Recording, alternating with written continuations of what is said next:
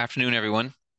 My name is James Fox, and I'm an indirect tax partner in EY, and I'm also the chair of the Cork District Society. You're very welcome this afternoon to our webinar entitled Building Bridges to Your Market.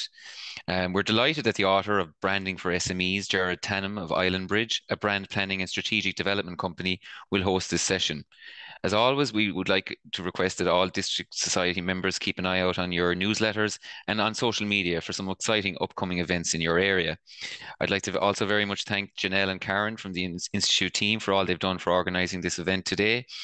Paul Miller, our Ulster Society Chair, will come on board at the end of the session to host the Q&A.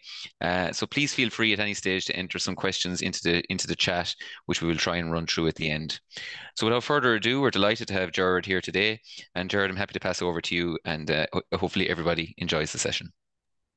Good afternoon, James. Thanks very much for that warm welcome, and to all of you on the webinar. I'm delighted to join you this afternoon for our Building Bridges to Your Market session. Goldilocks steps into the clearing and realizes that she's left home that morning without her breakfast. But on the far side of the clearing, there's a small cottage, and there's smoke coming from the chimney of the cottage. So Goldilocks wonders, maybe I'll get something to eat there. So she calls out, anybody home? There's no reply. So she gets a little bit bolder and she approaches and knocks on the door. Anybody home? But still no reply. But the door opens under her knock, and there, just inside the table, there's three brochures on a little table by the side of the door.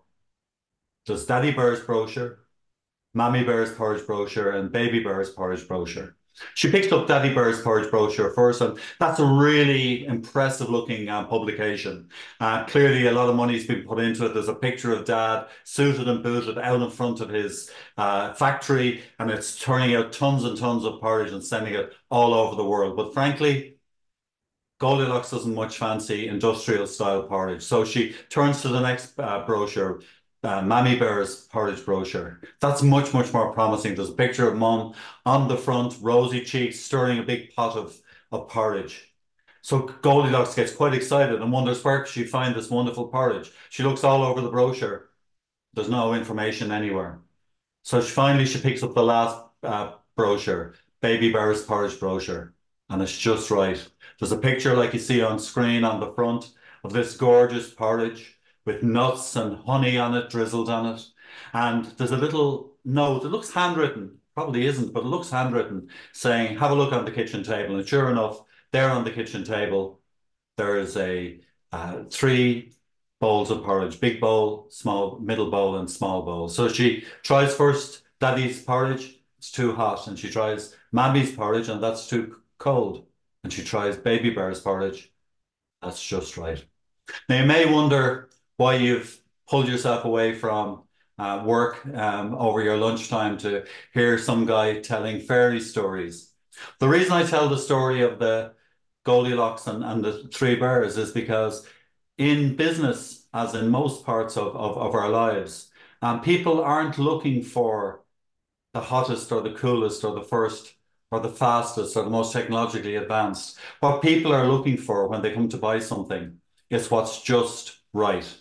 And you could say that the business of being in business is the business of being just right for your customers. So over the next 35, 40 minutes or so, I'm just going to introduce you to some of the basic principles to branding and branding as a business tool to help you to bridge that gap into your existing market or into a new market by getting it just right for those customers, those new customers, those best customers in your market.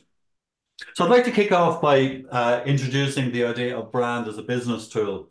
It often seems to me from my experience over the years that business owners are a little suspicious of this thing called branding. There's a sense that it's a little bit of a dark art, that it's something which is kind of happens outside of the business. Typically, you employ a consultant or a designer or a web developer, and you ask them to kind of work some magic, sprinkle some magic dust over your business and somehow make it more attractive to customers. But I hope that by the end of today's session, you'll have a much clearer idea of how brand is a key business tool. It's a tool that you and your clients can use very strategically, very thoughtfully, very practically to become a well-positioned and very attractive offering for your customers. Now, in my experience, and I'm sure it's your experience too, success in business is due to our ability to influence choice. Now, I want you to pause for a moment and think about what this is saying. And I also want you to consider what I'm not saying. Success in business is due to our ability to influence choice. So what this is not saying is that success in business is due to how hard we work, or that success in business is due to how qualified we are, or success in business is due to how early we get out of bed in the morning and turn up at our desk, or that success in business is down to how well connected we are.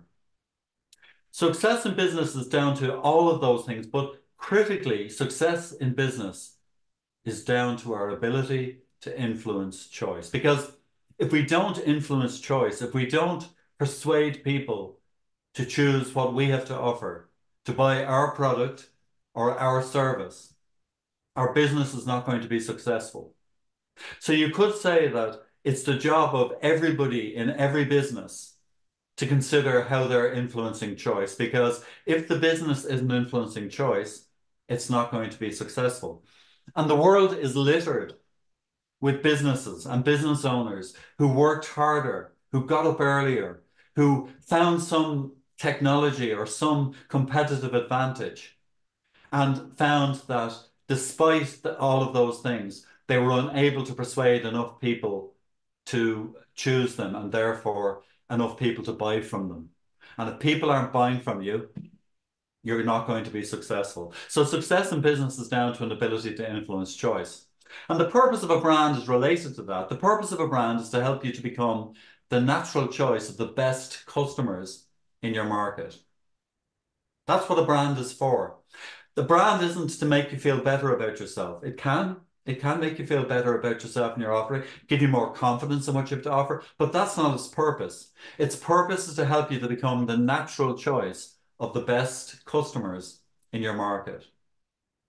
Now, you may ask, why have I highlighted natural choice and best customers? It's because natural choice says something a little bit more than just being about the choice of customers in your market. Any ideas about why I might have highlighted natural choice? Any takers on that? Why natural choice and not just simply choice? No takers? When we think of natural choice, we think of being kind of first in mind, right? We think of it as being obvious, as somehow first choice in somebody's head.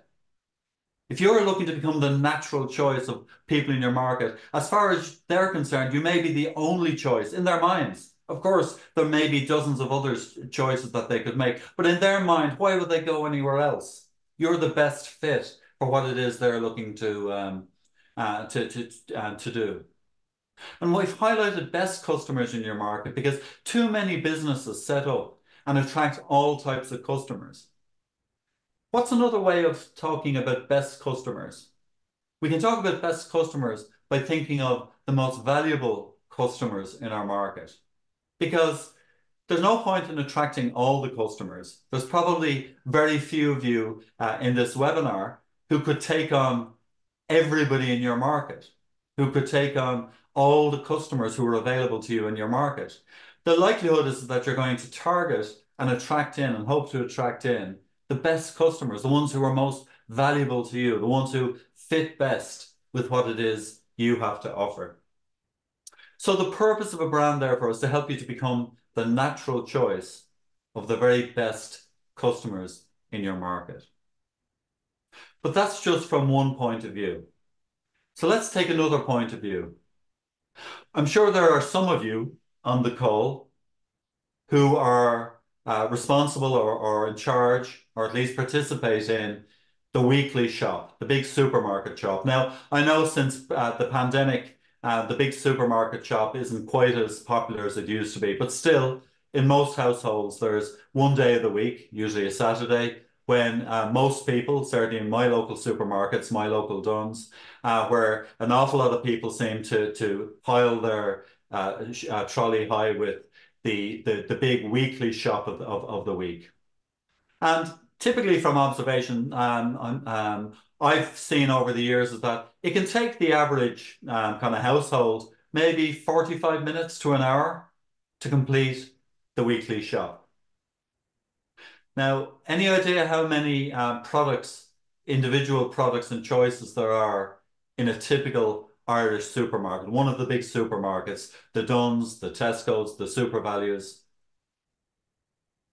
There are over 25,000 separate and individual choices that you can make in the typical Irish supermarket. If you go over to the US, it's even higher. It could be 40,000.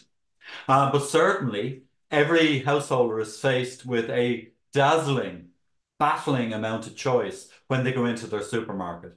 But of course, you don't go into the supermarket with that much choice in mind. Typically, you'll have a shopping list, or at least an idea of the things that you're looking for. So that immediately narrows down your choice. But still, you may be choosing 40 or 50 different items or services or products in that supermarket. And there might be as many as, five, six, seven, it could be as high as 10 different manufacturers, different makers, different brands of choice in that supermarket. Which points us to another purpose of a brand, the purpose of the brand for the customer.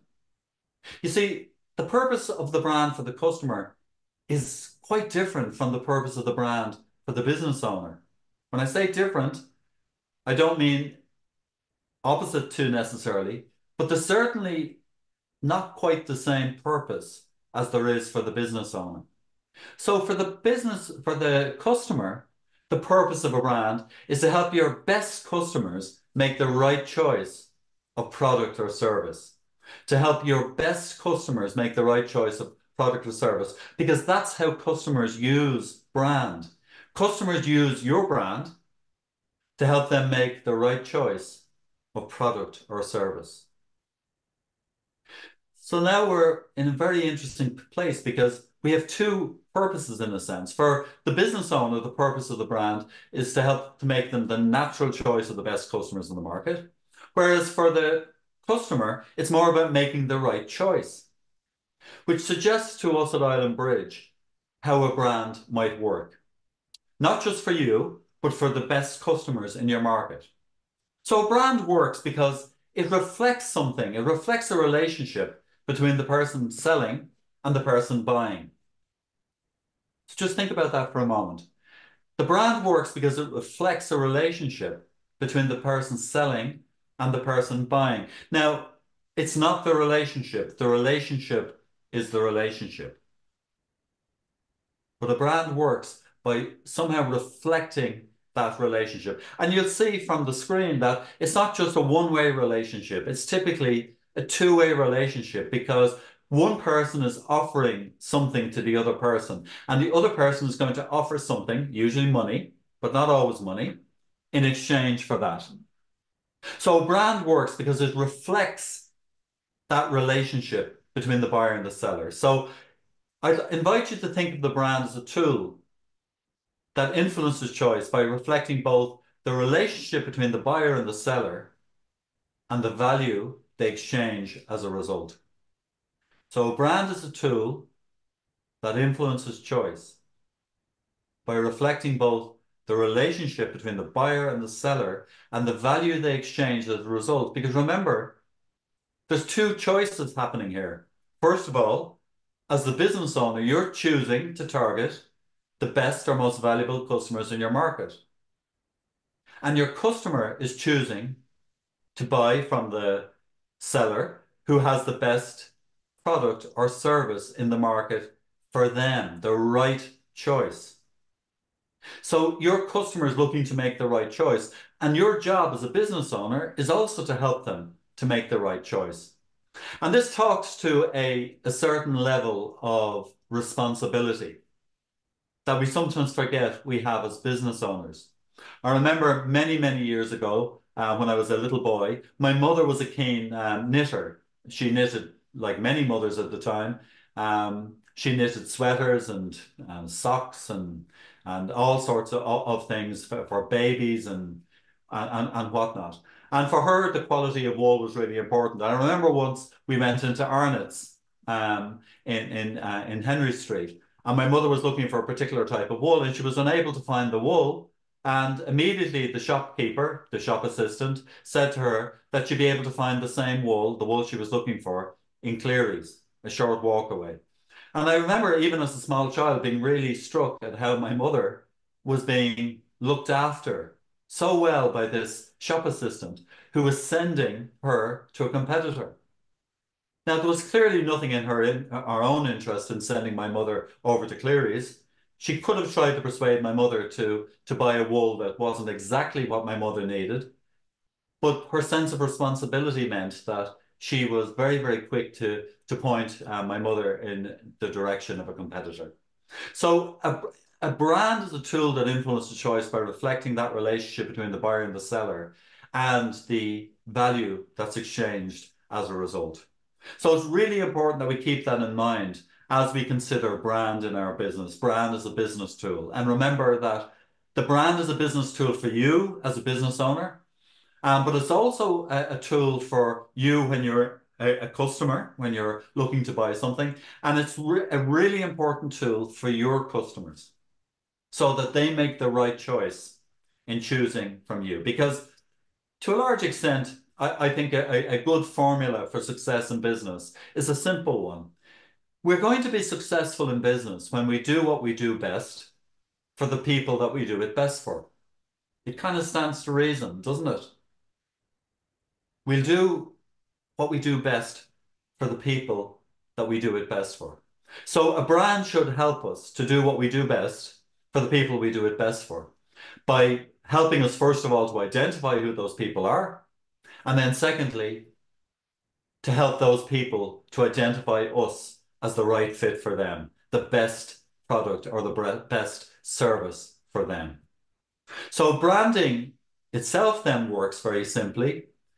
Branding as the activity of influencing choice by building the relationship between buyer and seller based on the value they exchange.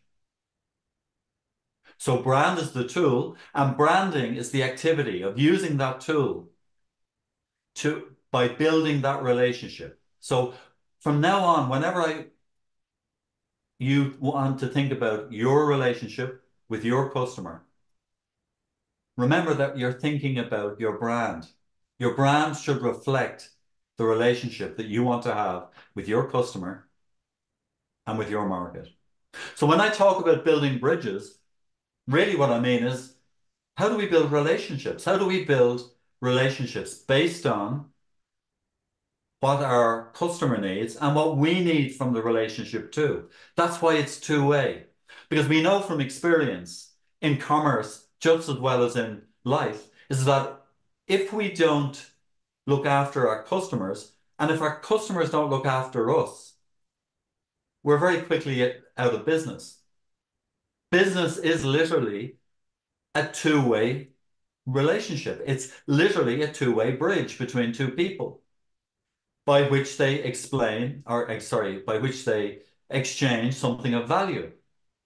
And the purpose of a brand, just as the purpose of a bridge, is to help people to exchange, to move back and forth across the relationship quickly, safely, easily, and to exchange goods and services for profit, for money, for value, to exchange value across that bridge.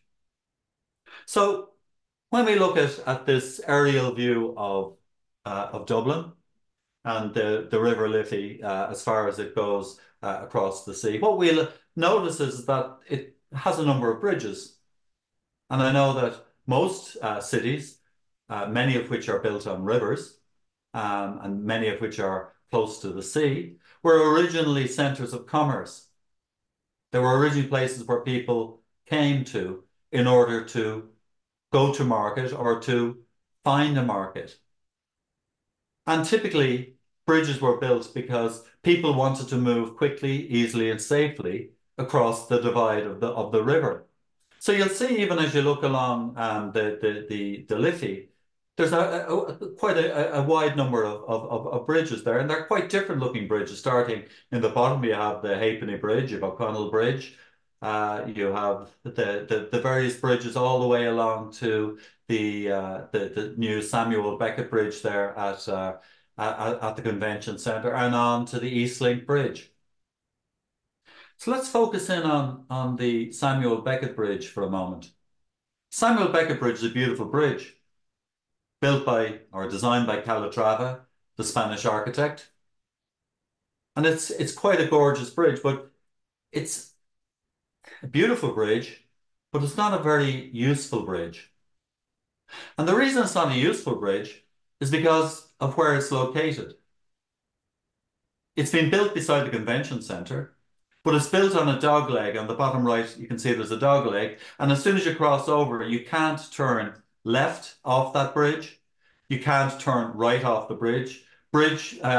Passengers or traffic on the quays can't turn left onto the bridge as they come from the port.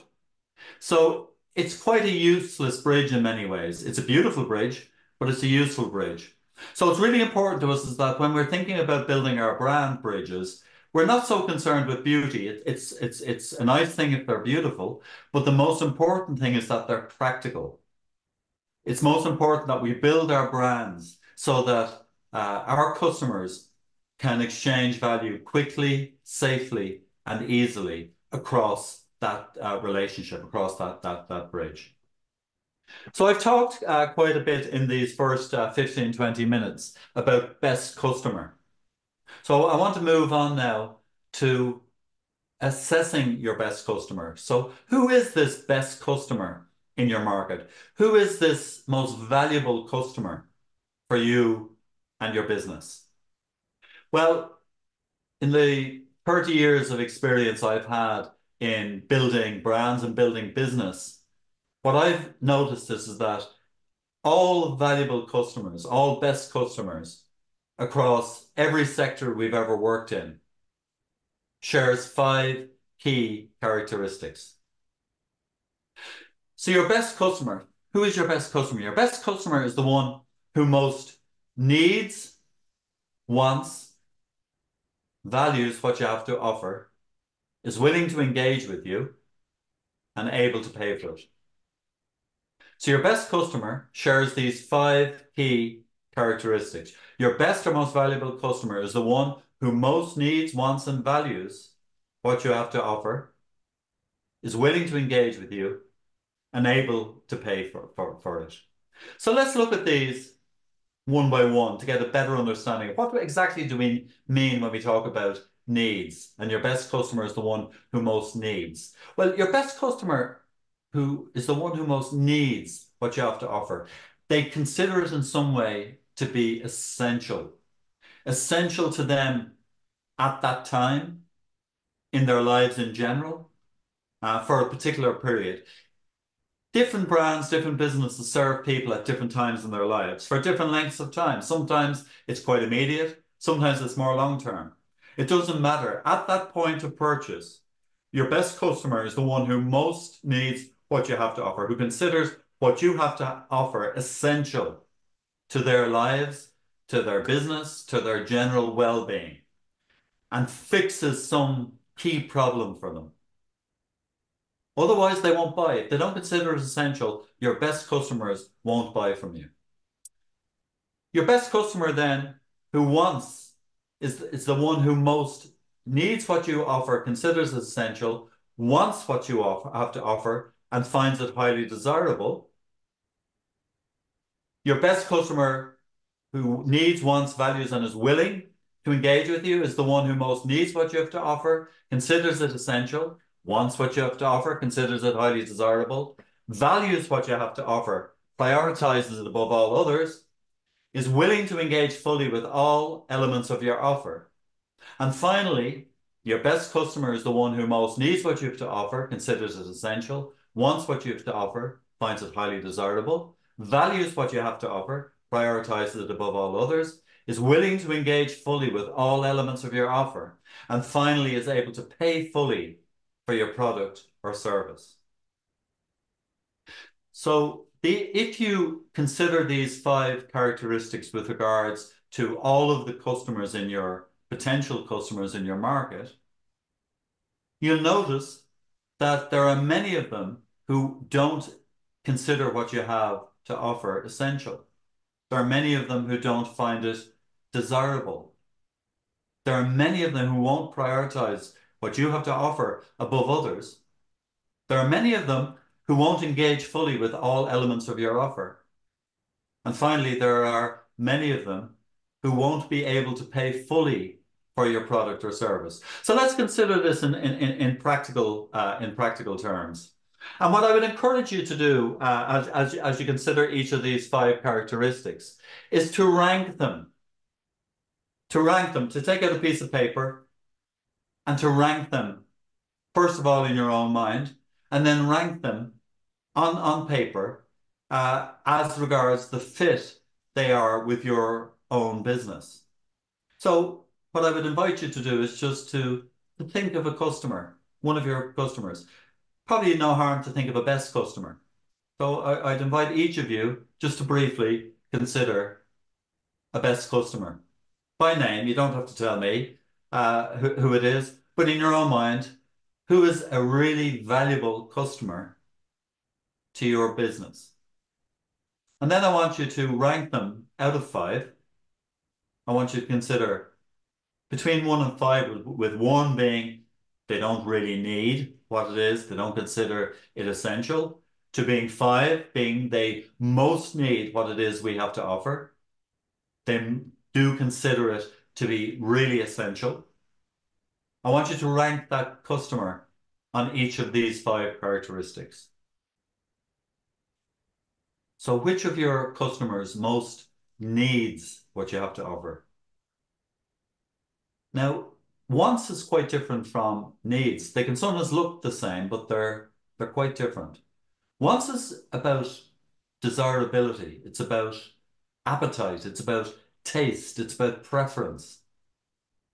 So there may be one of your customers who really wants to deal with somebody who has a chartered accountant's qualification, as opposed to a different type of qualification. There may be not any practical reason why that's the case, but they just have a preference. Their preference is to deal with somebody with that particular background, with that particular perspective, with that particular type of experience. Similarly, there may be somebody in your market or some types of business who will most value that, who will prioritize your qualification, prioritize your culture, your philosophy of business, your experience, the type of other clients that you likely have. Similarly, there are some of those clients who are more willing to engage with you in all aspects of how you work. So say, for example, that you require full transparency with a client when you're engaging with them. You need them to be upfront with you rather. You need them to be completely upfront in all aspects of how they operate, of how they organize their business, of how they compile the data, the information, the reports on their business. And if that potential customer is not willing to engage with you, then they're most likely not a good match. They're not a best customer. They become high maintenance. They become difficult. And most critically, they become customers for whom it's very difficult for you to do a really, really good job. And finally, your best customer. And I know this will be music to the ears of an accountant. Your best customer are those who are most able to pay. And remember, ability to pay isn't confined to their having money in their pocket or funds in their bank account. It may be that, for example, that your customer's policy, their company policy, is to only choose the cheapest option. So their company policy may be to ask for three um, proposals, three tenders applications. And if your customer is unable to choose the most expensive, and if you happen to be the most expensive or the most valuable, it may be that they simply are unable to pay. They have the funds, that's not a question, but they don't have the approval or the say so, the sign off to choose you.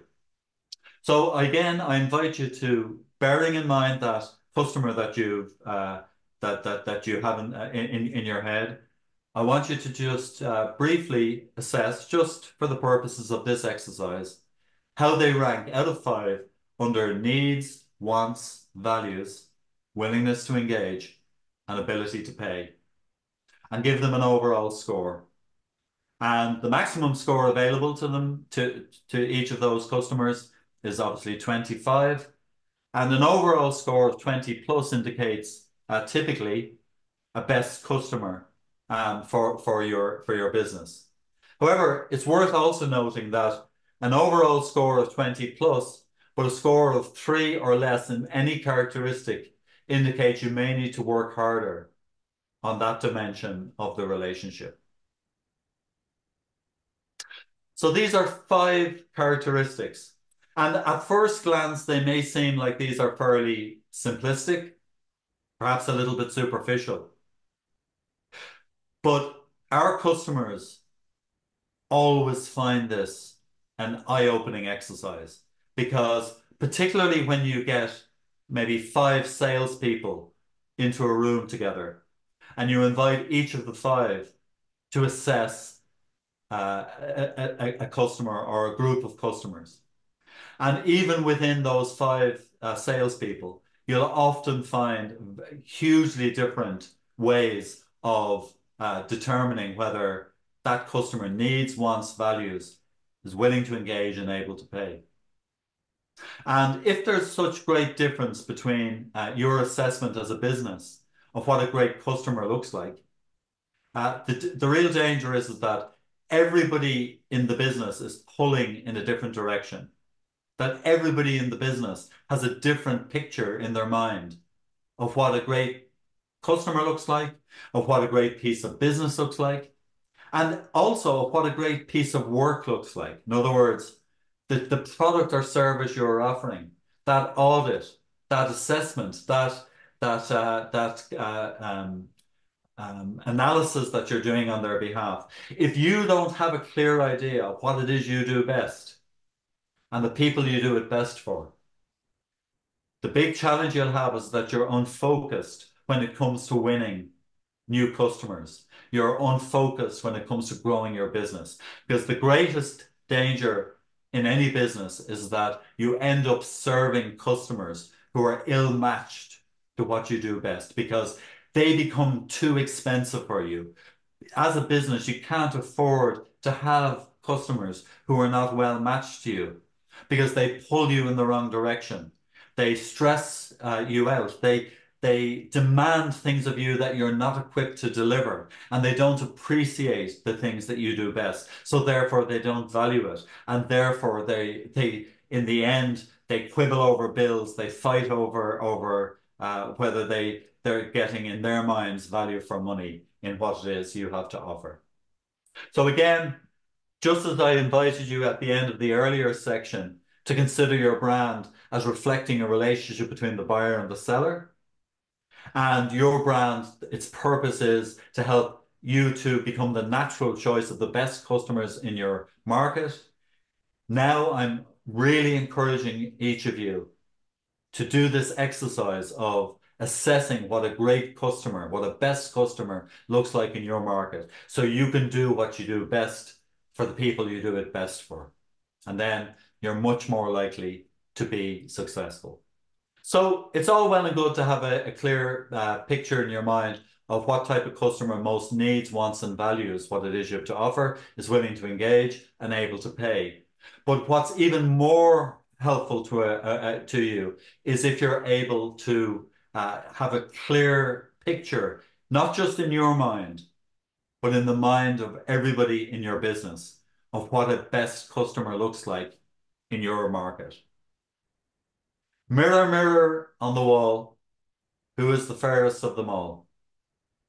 And the mirror replied, "O wicked queen, Snow White accountancy practice is the fairest of them all."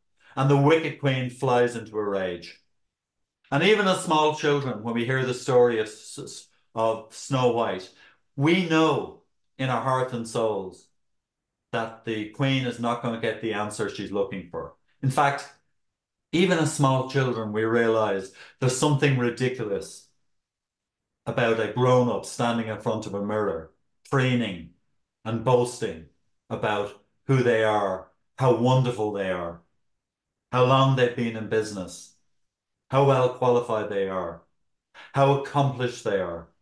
And yet, if we're honest with ourselves and we consider how we promote ourselves to our customers, if we consider for a moment our website, for example, our brochure, if we have one, our LinkedIn profiles, and many of the other ways in which we show off who we are, what we do to the market, we have to acknowledge that just like the wicked queen, we're standing there preening, admiring ourselves in the mirror. And just think from a customer point of view, how unattractive it is to arrive into a business owner and to find them standing in front of the mirror, boasting, showing off, admiring themselves. When the most powerful thing any business owner can do, the most powerful thing a seller can do, is turn away from the mirror, look across the shop counter, and ask the customer, the potential customer, "How can I help? Hello, good morning, how can I help?" And even just that turning away from the mirror, turning away from the boastful pose, smiling, focusing on the customer, changes the whole dynamic completely. And it's really important. You think about it, you want to build a relationship with the prospective customer. You want to make sure that the relationship gets off on the right foot. And yet, many businesses don't do that. And I used to think it was because business owners were vain. I'm a business owner myself, and I used to wonder, is it vanity? But you know what? I don't think it's vanity. I think the reason people find themselves boasting is because the people are actually shy. And when we stand up in front of a customer, we're socially shy. We don't know what to say. When we're invited to look out into the marketplace, it becomes a very intimidating place, full of people, full of people judging us, looking at us. And socially, we're uncomfortable with standing up and saying to a large group of people, "How are you? How can I help?"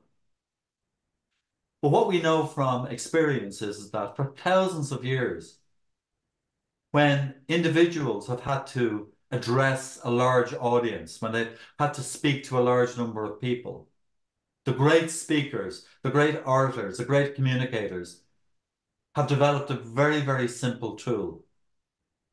And remember, when we go out into the marketplace, we're dazzled with choice. So your customers are also dazzled with choice. So what each of us is looking for when we go out to make our choice, whether we're standing on the stage, whether we're standing behind the shop counter, or whether we're a customer walking through the supermarket, is we want to be able to focus in on one other person.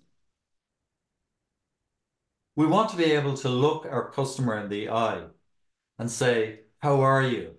How can I help?"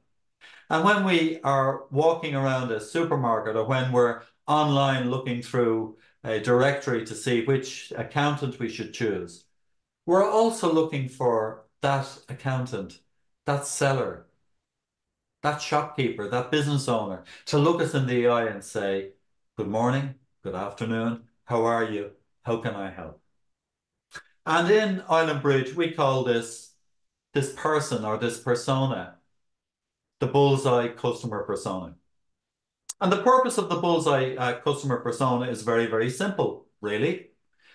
Just as for traditionally, the purpose of the bullseye for the archer or for the marksman who was practicing and using the bullseye and the target was the purpose of the bullseye is not to hit the bullseye. For the marksman, for the archer, the purpose of the bullseye is to ensure that you hit the target. And the target on the screen before you is the area which is contained within the outermost circle. So you have the various rings which are used to tell the marksman how close she or he is getting to hitting the bullseye. And what we know is that when we aim to hit the bullseye, we don't necessarily have to hit the bullseye, but what it means is that we're much more likely to hit the target. So what does this mean for your business and your best customer? What it means is that if you put your best customer, your bullseye customer persona, at the heart of your target, so if you describe the type of customer who most needs, wants, values what it is you have to offer, who's most willing to engage with you, and who's most able to pay for it, with reference to either existing customers that you already have or prospective customers that you have observed in the market, and you know that you would really like to win them over as customers. I invite you all to describe that bullseye customer persona for you and your business. Remembering that the bullseye customer persona is a description of your ideal best customer. So it's fictional, it doesn't exist. But you should be able to describe them in a way that they do exist. In the same way as somebody writing a novel describes their hero in a way that you should be able to recognize them. If they were to walk into your business, you should be able to recognize a best customer by how they behave, by what they say, by what they say about themselves, by what they show you, what they tell you about themselves. And your ideal best customer should include those details that will help you to easily distinguish customers from others in the wider market who are poorly matched with you and your offering. So your bullseye customer persona is a description of ideal best customer and includes those details that will help you to easily distinguish customers from others in the wider market who are poorly matched with your ideal or best customer. So over the last 40 minutes or so, I brought you through three kind of elements of a brand and how it works. And particularly, I've introduced, I hope, three useful tools to you that you can use in building a bridge from your business to a new market. Namely, the brand as a tool, the brand as a relationship, the brand as a bridge between you and your customer, and branding as the activity of building those relationships with your customers. And not just any customers, but your best customer. I've given you a tool to help you to assess what a best customer is for your business. And remember, a best customer for your business will be a different best customer than for a competitor because there are certain things that you do best that your competitor doesn't do best. So therefore, they will have a different best customer or should have a different best customer. And finally, I suggest you the tool of the Bullseye Customer Persona, which is a detailed description of what a best customer looks like. What sector are they most likely to be in? What is their own market profile? What type of education are they likely to have? In Island Bridge, our best customers are typically mechanical engineers by background, because mechanical engineers really appreciate a methodical way of building a brand bridge into a new market. So your bullseye customer persona will give you a clear picture of what a great customer looks like so that you can build relationships into your market. And if you follow these three simple steps, based on our own experience. This will help you to build effective, robust, and sustainable bridges into your market. Thank you very much. I'll hand over back over to Paul. Yeah. Thanks for that, Gerard. Very useful presentation there, just in terms of a brand as a business tool, and I suppose the ability to influence choice. Just while we're waiting on some questions to come in here, and please feel free to put questions in the box. Just wanted to maybe kick off with a question for you, Gerard, just in terms of you've talked about using brands to make choice, but are there any sort of market sectors where customers effectively don't value brand or don't use brand to actually make their choice? Not in my experience. I think once upon a time, there was the notion that brands were only confined to, to fast-moving consumer goods, or to cars, or to household products or fashion products. But I think, or certainly in our experience, most of our clients are B2B clients, and we have yet to come across a sector where there's not a role for the brand, for building those relationships. We've worked with a client, I won't say who they are, but we've worked with a client who is in effect a monopoly player. They have a contract for 10 years with a state body to deliver a particular service. So you could argue that they have a monopoly for 10 years, and therefore they have no need to develop their brand relationship. But even in a monopoly situation, there's huge value to this client, and also to the state at large, and to the various individual customers or clients of the service, for them to be able to I suppose look favorably or look positively on that relationship in the market. So even though there aren't, millions of individual choices being made every day in relation to that particular client, what they have observed, they're about 5 years into that contract, and what they've observed is that even having that monopoly position for 10 years, they're able to influence choice, not just every day because people are choosing to use them, but also into the future. There's every likelihood is that if they continue to build those relationships every day, that their contract may very well be renewed in 5 years' time. Okay, thanks for that. Gerard, just in terms of, you'll obviously have a lot of, I suppose the audience here today are coming from sort of a financial background, and maybe Yes. from accountancy or banking or whatever, and they may have businesses where they have a brand at the moment.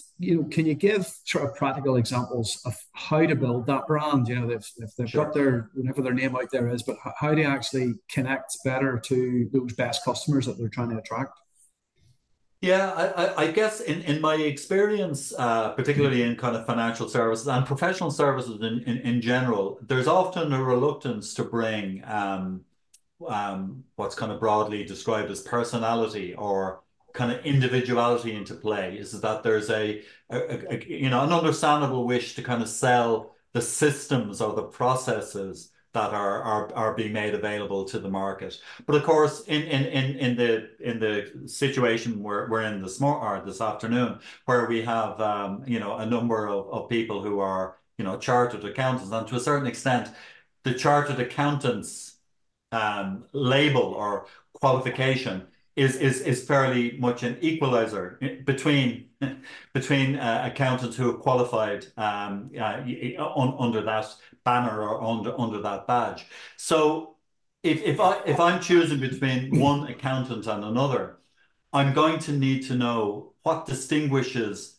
their way of using the tools, the business tools of accountancy, from another. And I suppose particularly how their particular style of delivery is more suited to my particular needs. So say, for example, I'm a entrepreneur, I'm a high potential startup, I'm eyeing a global market. Well, then clearly, I'm going to be looking for an accountant to partner me on that journey. So my needs at the moment may be fairly simple and straightforward, but I may want to have a comfort that as I grow, I'm not going to have to leave that particular practice behind and move on to another one. So then, in terms of actually, I suppose, implementing or putting that into play, is that one of the most powerful ways for a professional services company to relay the strengths of their particular brand relationship with the market is by way of case study or case stories, and or giving examples of exactly how and why they've been able to help a particular type of client or a particular type of business or customer to get from one place to another or to fix a particular problem. So I think there's often a reluctance, and you don't necessarily need, when I talk about a case study, you don't necessarily need to name the particular client. You can talk about a client in the food industry, or you can talk about a client who has a particular tax challenge given the nature of their business, without giving away any confidential or sensitive details. Okay, thanks for that. So would you say then, Jared, the focus should be more on, I suppose, the brand in general than, as in the journey, the customer journey, than the actual products or services that Yeah, the firm is offering? I think you're absolutely right, and I think particularly, and I mean in this particular industry in the accountancy world, we're fast seeing a point where many of the skills which are taught to the young accountant are going to be superseded by artificial intelligent skills. So, it's a big challenge. So I think how many professionals who are faced with the same challenges, whether they be architects who are seeing many of their core skill sets being challenged as well. What they're finding is that it's in the added value, as you rightly say. It's about the relationship. It's about how those things are delivered and how they're verified, because it's hugely important, obviously, that as things become more automated, that we have better checks and balances, because we know that AI is not perfect. So I think the big opportunity, it can seem like a challenge, but I think the big opportunity for accountants and other professional services is to begin to really leverage the people skills side of what they do, the analytical skills, that the experience they have, because nothing buys experience.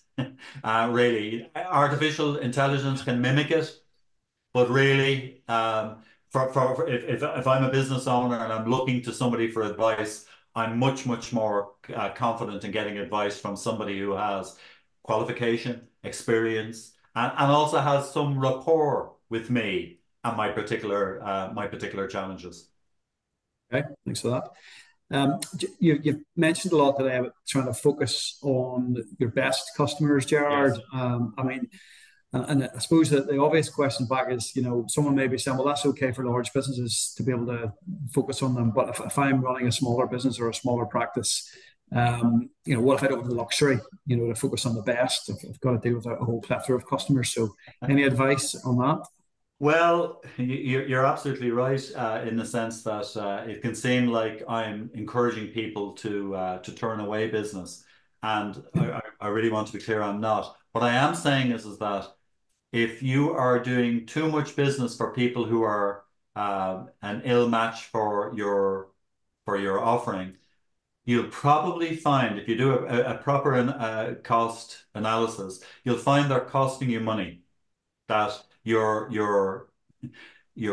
looking after them, you're serving them at a loss. And that's in the early stages of a business, as you're growing a business. We've all done it. We work the 16-hour days, the 17-hour days. We work Saturday mornings. We pull out all the stops. But of course, as the business matures, You can't run a business forever like it's in crisis. So what I would certainly suggest is that over time, you should be, every new customer you win should be a best customer.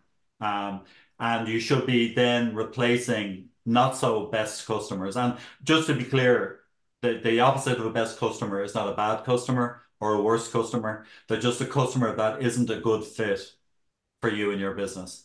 And any of our clients who've gone through that exercise and have shed, I mean, it's usually a shedding process. It's not so much a culling process. It's that over time, it becomes apparent that there isn't a good fit. When they raise their premium, they raise their prices, they find that there are some of the customers who are not such a good fit will naturally fall away. But what you got to ensure is that you are targeting for the future, you're always targeting the best customers. And by that doesn't necessarily mean the biggest or the most profitable. It means the customers who are the best fit for you and your business. Thanks for that, Gerard. Just an observations coming in here from one of the audience that basically making the point that, look, many prospective customers may need your service, but the question is how badly do they want it from you and put their hands in the pockets and buy from you. So, making the point that it's a highly emotional decision and hence the real importance of relationship. Is that something you would endorse? Absolutely, for sure. Because again, in my experience, money, unless somebody doesn't have money, in which case, if somebody doesn't have money, to a large extent, any discussion around brand and preference and stuff is moot. But if somebody has the resources, people are always much more comfortable in investing, valuable resources, whatever those resources are, whether it's money, time, energy, attention, reputation, all of those things that we bring to the table. When we go to buy something, we're bringing an awful lot with us. We want assurance. We want assurance that what we have to bring to the table is also valued and is also a priority for the person selling to us. We don't want to feel like we're an afterthought. We don't want to feel like we're second rate. It's why that balance is really important, and particularly the balance about relationships. Relationships are two-way things, and we often forget that. If it's not working for one person, it's not working for both. And if it takes you too long to find that out, the problem is that you'll end up falling out of the relationship rather than just agreeing that you're no longer the right fit for one another. I think that. Final question, Gerard. Just I like the Bullseye Customer Persona. I suppose aim high is always a good thing to do. I think the old adage, if you aim low, you might just hit it. So would you recommend having more than one Bullseye Customer Persona for your business? No is the straight answer, but as with all of these things, you need to be aware that, or one needs to be aware that in some instances you have two different sectors in your in your market, or you have two very distinctive and very different cohorts. However, you should have a single Bullseye customer persona for your overall organization. So there should be a customer type who, if you were to say one thing out to the market as a business, that you would be saying it to that customer. So if you're only able to say one thing out into the market, that you're saying it to that customer. However, you may then develop other personas or other targets within other sectors or within adjacent sectors, where you may say this particular customer is a cousin to or is a sibling to our Bullseye customer persona. So this is how they relate to that particular customer. So it's useful to think of your Bullseye customer as the person who, at that stage in their lives or in their business, when they are most likely to need, want, value what you have to offer, be willing to engage with you and able to pay and work from there. Use that as a calibration tool to assess where that person might be earlier in their career later in their career, etc. Okay, thanks for that, Gerard. Maybe just hand back to you, James, maybe just to close things off. And thanks, Gerard, for that Q&A session. Thank you. Thanks very much. Thanks very much, Gerard. Thanks, Paul, for that Q&A, and for those who handed in questions as well. Appreciate it. Yeah, really interesting. And I think I liked some of the analogies around Goldilocks. I know I'm often reading that story at bedtime, so different slant on it today. Now, to be fair, Gerard. But look, thanks very much to everyone who joined. Appreciate you taking time over your lunch. And obviously, Gerard's book, Branding for SMEs, is available as well. So, just wish you the best with that. And thanks again to Janelle and Karen for organising. So hope everyone has a good afternoon and look forward to seeing you all again soon. Thanks, guys.